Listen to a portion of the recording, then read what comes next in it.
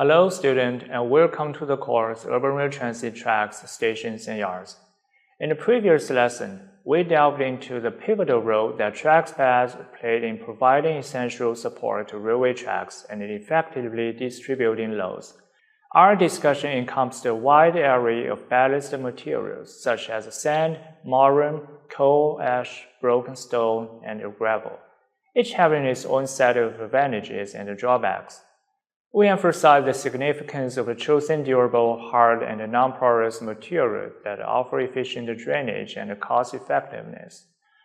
Furthermore, we stress the importance of routine maintenance in tackling ballast deterioration and upholding track alignment, thereby guaranteeing the secure and efficient functioning of railway tracks. Experiences in high-speed operation have revealed that ballasted tracks are more maintenance-intensive.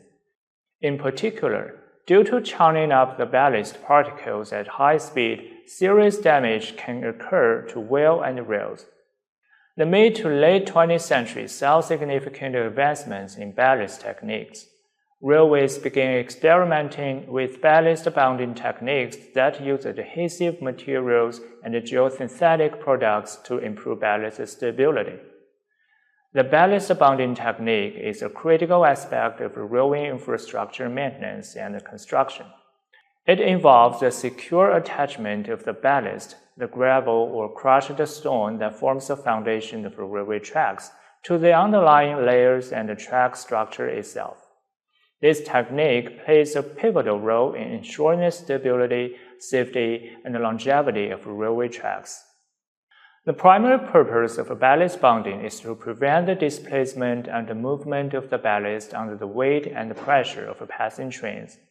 It helps to distribute the load evenly, maintaining the track's alignment and providing a stable and smooth surface for the trains to travel on. What's more, protection against the flying ballast is realized by solidification of ballast surface in its technique. The ballast bonding offers several advantages for railway track stability and durability. However, it also presents notable drawbacks and challenges. Firstly, there is the issue of initial cost, as implementing this technique can be expensive due to the material and equipment required, such as adhesive, geosynthetics, or specialized fasteners, which can increase the upfront construction expenses of the railway tracks. Additionally, ongoing maintenance is essential for the effectiveness of ballast bonding systems, with the adhesive deteriorating and geosynthetic materials wearing out over time, necessitating regular inspections and repairs. Moreover, there may be environmental concerns associated with certain bonding materials, particularly some adhesive and polymers, related to their production and disposal, raising potential issues of pollution or ecological impact. Lastly, integrating bonding techniques with existing railway infrastructure can be challenging, with compatibility issues arising when attempting to apply bonding to older tracks or systems not originally designed for it. With the design of railway lines, factors like life cycle cost, construction time, availability, and durability played an increasingly important role. In this respect, non-ballast track concepts offer good opportunities. With the growth of the traffic intensity, it becomes more and more difficult to carry out maintenance and renewal work. On urban rail transit networks, nighttime processions often last no longer than 5 hours, or even less. Seen against this background, the current increase in the popularity of low-maintenance track design is evident. There are several different types of ballastless track systems, each with their own unique design and construction. Some common examples are as follows. Slab track. A slab track is a non-ballasted railway track that does not use traditional track ballast as a support layer. Instead, it relies on the different types of support structure to distribute the weight of the tracks and the trains across the ground. Although costs of the current railway tracks are still of a traditional ballasted type, recent applications tend more and more towards a slab track, especially when they are used in the tunnels. This type of ballastless track consists of a concrete slab that is laid directly on the top of the subgrade. The rails are anchored directly to the slab using special fasteners, and no ballast layer is needed. Slab track is commonly used in high-speed rail systems, as it provides a stable and durable base that can withstand heavy loads and high speeds. Direct fixation track. This type of ballastless track uses special fasteners to attach the rail directly to a concrete or steel support structure, without the need for the ballast layer. The supported structure may be anchored to a subgrade using concrete or steel columns. Direct fixation track is often used in urban transit systems, as it allows a faster installation and easier maintenance than traditional ballasted track. Embedded rail track. These types of ballastless track use a special designed concrete or asphalt layer to support the rails. They are embedded directly into the surface. The embedded rail track may also include additional layers of reinforcement or insulation to improve the stability and noise reduction.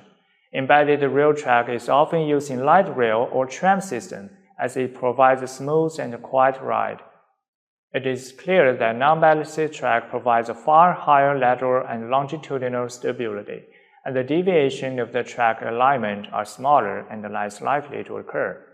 Given a good slab foundation, the condition of the track geometry is therefore very good and will remain likewise, improving passenger comfort and considerably decreasing the amount of maintenance. Compared to the ballasted track, ballastless track offers several notable advantages. It significantly reduces maintenance requirements, eliminating tasks like tamping, ballast cleaning, and track lining. This results in maintenance costs that are only 20 to 30% of those associated with traditional ballasted tracks. In addition, as the concrete slab has a lower thickness compared to the ballast, the non-ballasted track results in a reduction of the required cross-section for tunnels, something that reduces the overall tunnel construction cost. A non-ballasted track has a long lifetime of 50 to 60 years, more than durable compared to the ballast whose lifetime ranges between 15 to 30 years. Increased transverse resistance and passengers' comfort are also among the advantages of the slab track.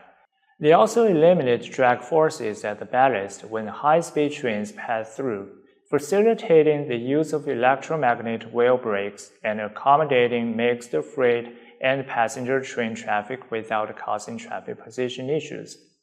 Additionally, non-ballasted track like embedded track features reduced structure height and weight, mitigate concerns related to the availability of suitable ballast materials, provide accessibility to road vehicles, and prevent the release of the dust from the ballast bed into the environment.